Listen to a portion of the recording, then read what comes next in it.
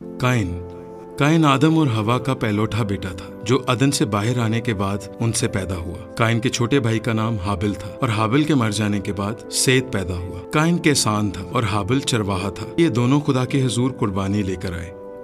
Kine अपने खेत के फल का हदिया खुदावंद के वास्ते लाया और हाबिल भी अपनी भेड़ बकरियों के कुछ पहलौठे बच्चों का और कुछ उनकी चर्बी का हदिया लाया। और खुदा ने हाबिल को और उसके हदिये को मंजूर किया, पर काइन को और उसके हदिये को मंजूर न किया, और इस सबब से काइन नहायत गजबनाक हुआ। खुदा काइन की सोच से वाकिफ था और खुदा ने काइन को रोका कि वो गुनाह करने से बाज आए, मगर काइन ने खुदा की बात ना मानी बल्कि अपने भाई हाबिल को ले जाकर कत्ल कर दिया। ये पहला कत्ल है जो बाइबल मुकद्दस में हमें मिलता है। खुदा ने काइन को बुलाया और उससे पूछा कि उसका भाई कहाँ है, लेकिन काइन ने कहा, मुझे मालूम नहीं, क्या मैं अपने भाई का मुहाफिज हूँ? इस सबब से खुदा उससे नाराज हुआ। खुदा ने काइन को सजा दी कि वो जमीन पर आवारा फिरेगा और जमीन उससे पैदावार न देगी। खुदा ने उसे एक निशान भी बख्शा, लेकिन उस निशान का एक मकसद सिर्फ ये था कि उसे कोई देखकर कत्ल न कर दे।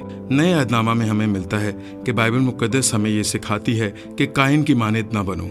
उसने अपने भाई को इसलिए कत्ल किया क्योंकि उसका भाई रास्तबाज था और इब्लीस कातिल है और इब्लीस झूठा है। ये दोनों बातें इब्लीस में पाई जाती हैं जो काइन में भी हमें दिखाई देती हैं। इसलिए हमें काइन की तरह नहीं बनना बल्कि हाबिल की तरह रास्तबाजी से जिंदगी बसर करनी है। ये दुश्मनी दो बाहर के लोगों के दरमियान नहीं बल्कि दो खूनी रिश्तों के दरमियान थी। आज भी बहुत से लोग अपने रिश्तों में इस तरह के चैलेंजेस का शिकार हैं। मैं आपसे ये कहना चाहूँगा कि जैसे खुदा ने काइन को मोहलत दी कि वो गुनाह ना करे, इसी तरह खुदा आज भी आपको ये कहना चाहता है कि अपने गुस्से को अपने काबू में रखें और किसी को नुकसान ना पहुँचाएं, बल्कि खुदा के ताबे रहकर सब्र से खुदा की खिदमत सर अंजाम दें।